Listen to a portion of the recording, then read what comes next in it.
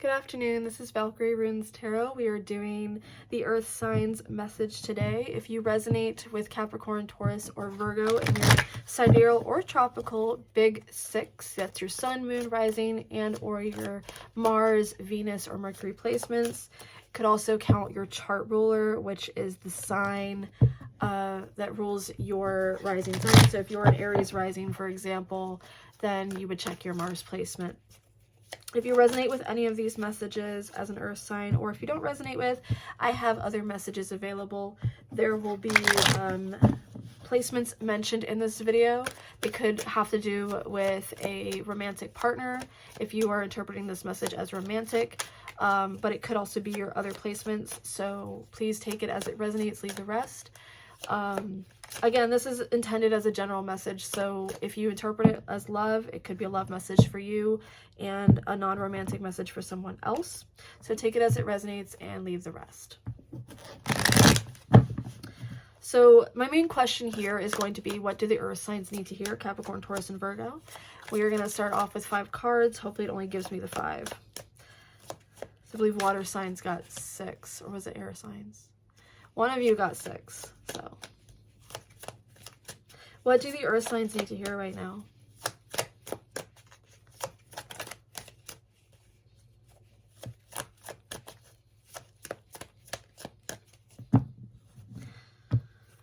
Do one more shuffle for you guys. And of course, again, this is a general message. If you do not resonate with it, this message might not be for you. I'll be uploading messages every week, so there will eventually be a message that resonates for you. Feel free to follow me, comment, like videos, share if you feel called to. What do the earth signs need to hear right now? Okay. That was a bit abrupt, but we have 3 cards already. 3 of Pentacles. Have the Knight of Swords. And the 6 of Cups. Okay. I'm going to ask for the other 2 cards now and just read it as a whole. What else do the earth signs need to hear right now?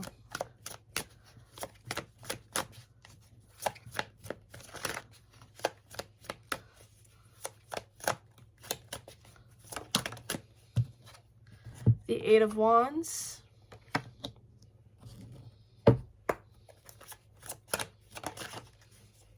Okay. 9 of Wands, which showed up in our air signs message. Interesting. So again, as I did with the other messages, just so everyone feels included, we have the 4 of Wands on the top. Show it to you guys. 4 of Wands on the top. Middle card is 9 of Swords. And the 6 of Swords on the bottom.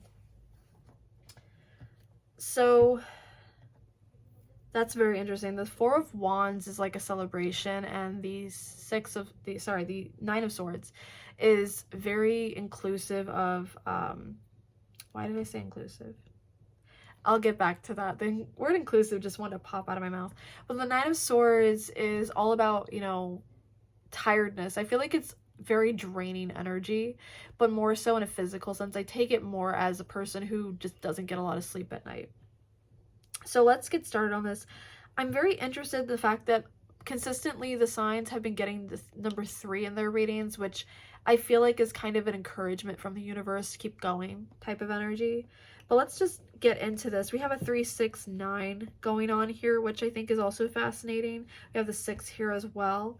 And it stands out to me because it's every other card. 3, then a card, 6, then a card, then 9.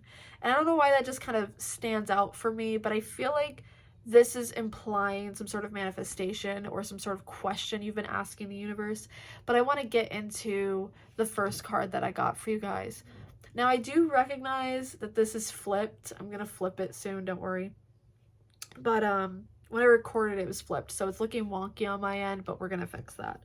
All right, so the first thing we got was the 3 of Pentacles. So 3 of Pentacles, I think, to me, stands for some aspect of communication, some aspect of friendship, some aspect of, you know, congregation. It's coming together.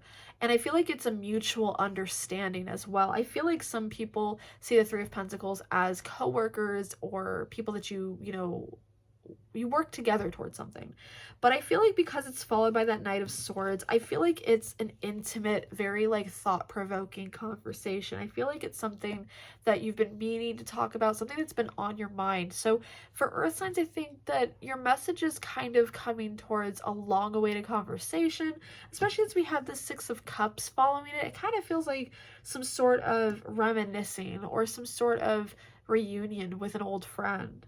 I think that this is something that you've been kind of maybe manifesting. You've been manifesting this conversation with you and like 2 other people to happen, and you've been thinking about what you want to say. And if that's not resonating, I think that that's what your message is coming into. I think that your guides are asking you to start thinking about what you want to say, because a conversation, I feel like this Eight of Wands, which we think of as like hastiness and being too fast with things, it can also represent communication, social media, getting a text message, getting a phone call, getting an email. And with this Nine of Wands, again, like I said in the air signs message, it can be rising to an occasion, but it can also be shutting something out, ending a cycle. So think of what you want to say, because the conversation you've been meaning to have to close gaps, to close out cycles, it's very likely to happen, but I'm not sure who's initiating it. And let me explain that. So I don't usually include the top and middle card with the bottom card, but with the Six of Swords, and let's just bring that up first. The Six of Swords is moving on. It doesn't really interpret well here, but in the original Rider-Waite deck, it tells a story of a person who's moving on, who's carrying burdens with them. So while this spread in its entirety is implying that there's a conversation where you can kind of get things off your chest, I get the feeling that Earth signs, your message is about a conversation you've been wanting to have, but I think that you're scared of initiating, because I think that you're scared of actually talking about those important things. There's a difference between wanting to discuss something very personal, very important to you, versus actually doing it. And I think that because of this Four of Wands, and again, I don't usually include this, but I think because of this Four of Wands, and then in the middle we had what? We had the Nine of Swords in the middle. I think it's kind of implying here, and that's not the complete middle, by the way, I just realized that. But it's what jumped out at me is this Nine of Swords. But let me see what actually is in the middle. I'm so sorry. I just realized that's not officially in the middle, the Two of Wands, but it's still, in my opinion, kind of pointing to the truth of how you're feeling. This Four of Wands with the Two of Wands, and then that Six of Swords on the bottom. I feel like it's kind of saying that you're projecting this idea, you're having this idea that you really want to have a conversation. You have a lot on your mind, and you will always have a lot on your mind going forward if you don't have this conversation. And I think that your desire to have the conversation is overriding why you want to talk to this person at all. So what I'm kind of seeing here is that there is someone in your life that you desperately want to talk to, but the reasons that you have to talk to them, while they are important and they will be discussed when that conversation happens, you also need to think about how happy you would just be to talk to them again. And I think that in itself is triggering you. And I think that's part of the reason that this conversation hasn't happened yet, or they haven't reached out. Now, this could be a person that you are talking to right now. This could also be romantic. This could be platonic. But I think whatever it is, you do need to be completely open to whatever the conversation is. So what I'm seeing here is that what you want to happen will likely happen, but it's also about wanting, do you really want to rebuild that relationship? And why is that? And is it just so you can tell them the things that you've been dying to tell them? Because it feels like you've been kind of like, it feels like you've been like, you're not going to feel relief until you tell them what you need to tell them.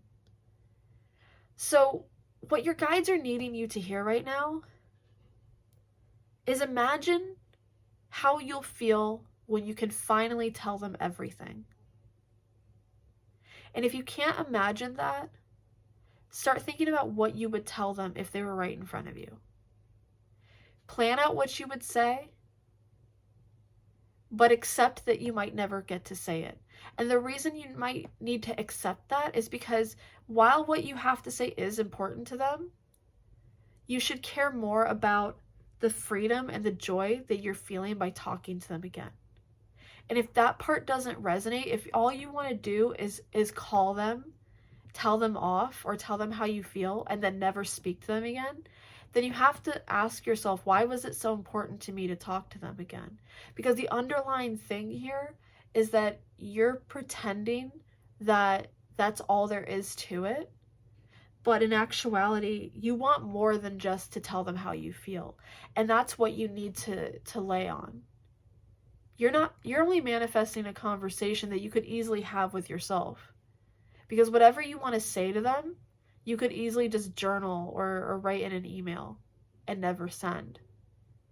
Because the point of the matter is that it kind of feels like whatever you could be saying to them may not get the response you're looking for. So what do you really want out of them? Because this urge to talk to them comes from more than just what you want to say. And to say to yourself or to your guides, I just want to talk to them and then never talk to them again. I just want to say what I have to say and then never talk to them again. That's not true. And deep down, you know that. Deep down, you know that if you were to speak to this person again, you would want them back in your life. You're not as done with this as you think you are. And I think that's something that comes out very clearly in the Six of Swords.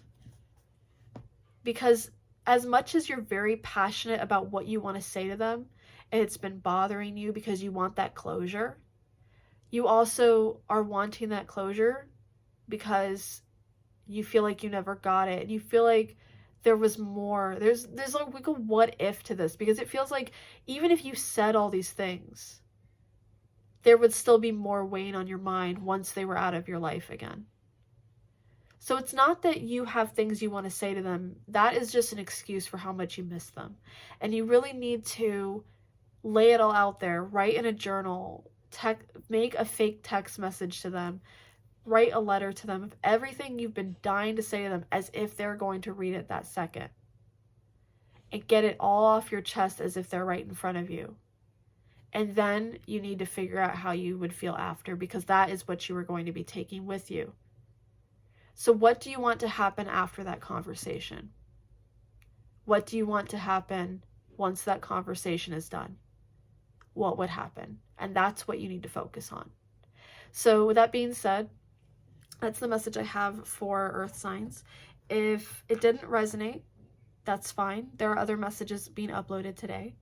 I believe I'll have the fire, air, and water signs also already uploaded. So if you want to watch those as well, if you resonate with any of those signs as well, please feel free to watch those. And if none of them resonate, then I do videos really like every week. So you don't have to worry. I'm also on TikTok. I'm on Twitter. So I upload content in multiple places. So feel free to look out for my content there. I hope that this resonated for someone, and I wish you guys all the best in regards to this situation. Thank you and good luck.